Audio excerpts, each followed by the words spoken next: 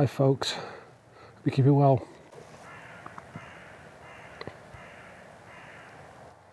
That's the first one I've heard this morning. Unbelievable. So today, Thursday's photography concepts, something a little bit different. I've got 7 little tips for how to make the most of fog. For anybody who doesn't get much like me, any help is welcome. Over the years I've kind of adopted a practice, I suppose. I just have a routine for when it's likely. And you want to make the most of it, you know.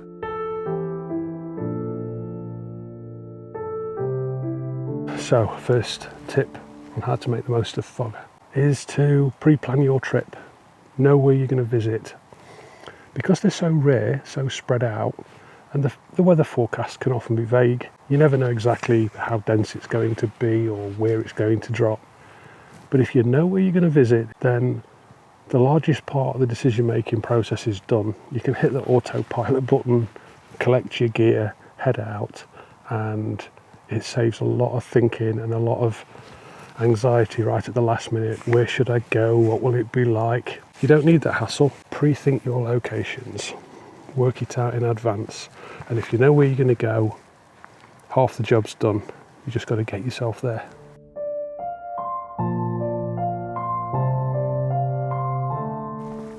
Second tip is to really put some effort in to try not get distracted.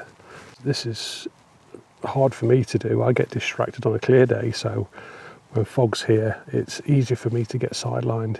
And if you do pre-plan your trip, if you know where you're going to get to, as you travel there, you're on foot, often the environment throws compositions at you. You see things that are beautiful and you feel really hell-bent towards capturing it.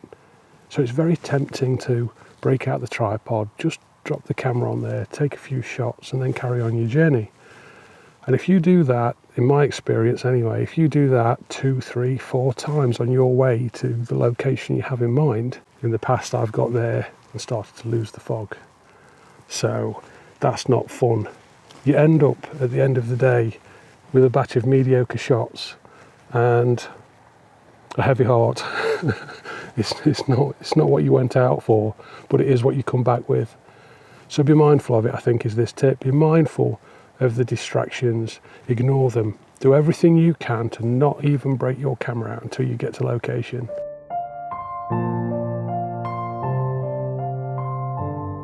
Simple one for tip 3, and it applies as much to fog as it does normal shooting, really. Breaking the duck, getting that first shot out of the way.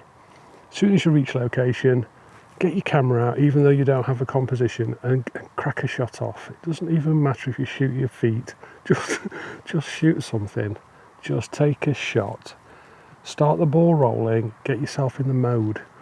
Think like the photographer that you are, and have your gear to hand. You can concentrate on your environment then without having to think about kit.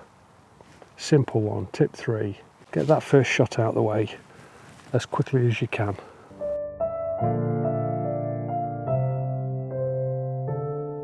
Tip 4. Use your lens's sweet spot. Use the sweet spot of your lens. Every lens has an aperture, an F number. It's where that particular lens, and every lens is slightly different, but it's where that particular lens operates optimally, optically.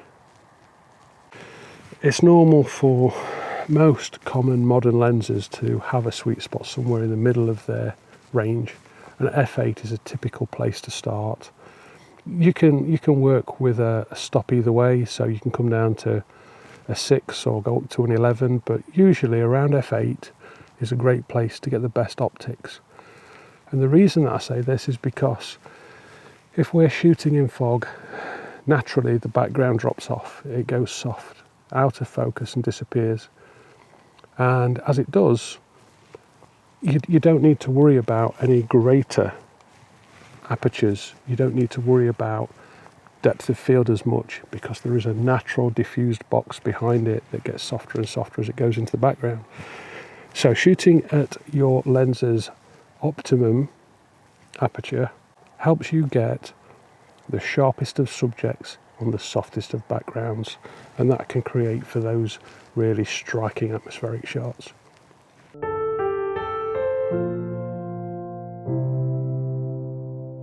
Tip 5, and possibly a little controversial. Feel free to disagree with me down in the comments below. And it is not to be afraid to bracket exposure in the fog. For me, personally, I tend to do this when we have areas of highlight coming through the fog itself.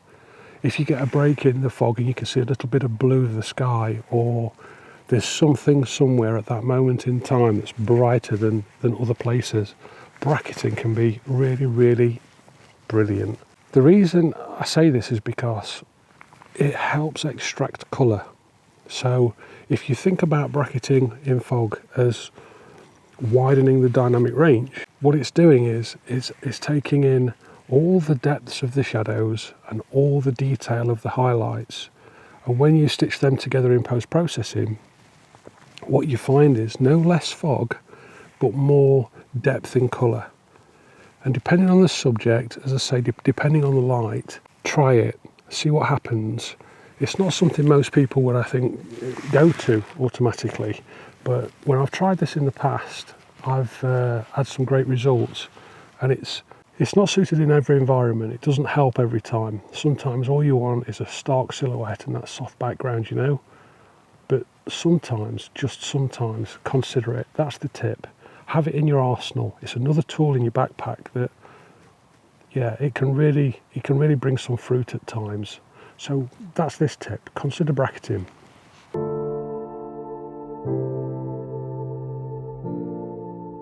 Tip 6. Don't be afraid to use your filters. And that's circular polarizers as well as ND. The environment when it's foggy is usually wet. Now in the UK particularly, fog tends to come in the autumn and winter seasons, as it does in most places, I think. So often's the case, there isn't a lot of leaves left. The trees are quite bare and there's not a lot in here to produce stark reflections. But occasionally you'll find the fern. I don't know if this is going to work on the GoPro. There's just little tiny dots all over the place with these highlights. And if you're shooting any leaves, any remaining leaves, if there's anything standing waterwise, or even tree trunks that have become wet through the mist and the condensation, they can often have a very bright highlight. So a circular polarizer in the fog does nothing but good sometimes. And again, it's just to consider it if you never have. Keep it in your arsenal as another tool. Carry your circular polarizers in the fog. ND filters too. This is something else that I had fun with many years ago. But because fog's a rare event here, relatively rare event anyway, we don't tend to get the full variety of fog every year. So sometimes you'll get these little wispy strips of fog that just float through the air. Some are very low lying early morning mists, and they can be quite transient. You see them crawling across the floor or a valley or across the side of water usually. The advice for using ND filters I'd give is if you can see the fog or the mist actually moving, if you can see motion with the naked eye, popping a 6 or a 10 stop ND filter on there and taking a shot can really bring out some mysterious results sometimes. You get very milky backgrounds and some really startling effects. And depending on your subject, depending on your environment, it's just one other thing to think through. Another thing that might help you sometime produce some awesome shots. So keep them in your backpack, carry your filters, circular polarizers, and 6 to 10 stop NDs. Well worth having.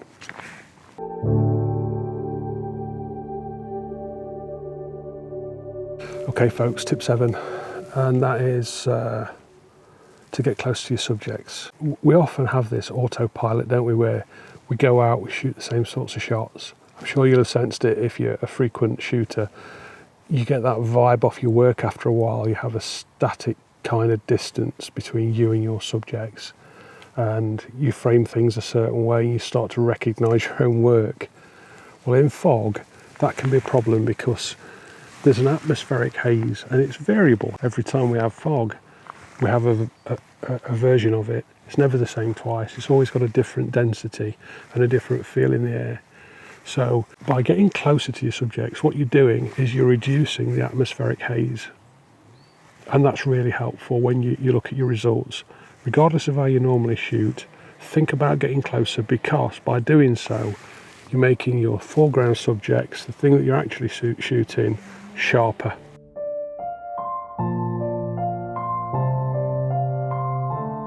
Okay then folks, that's going to be me. That's 7 tips for how to make the most of fog when fog arises. Tip 1, plan for the fog well in advance. Know where you're going to go the next time there's a forecast for the good stuff. Second tip is try not to get distracted. If you've made a decision about the place that you're going to go, get there. Forget what's around you. Don't even look at it if you can. Just get to where you're going to go, and that will give you the best opportunity for the most time in that environment. Third tip, get that first shot out of the way quick. The sooner you get that one done, the sooner you can settle into searching out compositions and exploring the environment. Tip 4, use the lens's sweet spot. That spot in the middle of the aperture range where the lens performs optically. Tip 5 is bracket. With bright spots, colour, bracketing can really be a boost. Give it a try. Tip 6, don't be afraid of your filters. Carry your circular polarizers, think about the highlights in the shots. That's a real help when you want to get an atmospheric shot with depth through the scene without any distractions. And ND filters, where you can see any movement in the fog, try it. Try a 6 to start if you have one, or a 10 if you want to try and make the most of any movement in the atmosphere. It's a really interesting result sometimes.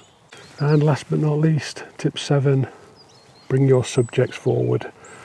Try and reduce the amount of atmosphere between you and your primary subject. By doing so, you're helping to create a sharp, contrasty image with that beautifully soft background. Play with it all. That's the ultimate tip. Have fun, enjoy it. Right, that's me done for this week, folks. 7 tips on how to make the most of fog. Time for me to start shooting. I want to practice what I preach, crack my first shot off, make a move down into the place that I'm visiting, which is just around the corner here, and I'm going to see what I can do with this fog. So, thank you very much for watching. Please take care of one another, and as ever, if you can't be good, just be careful. I'll see you very soon. Take care. Bye for now.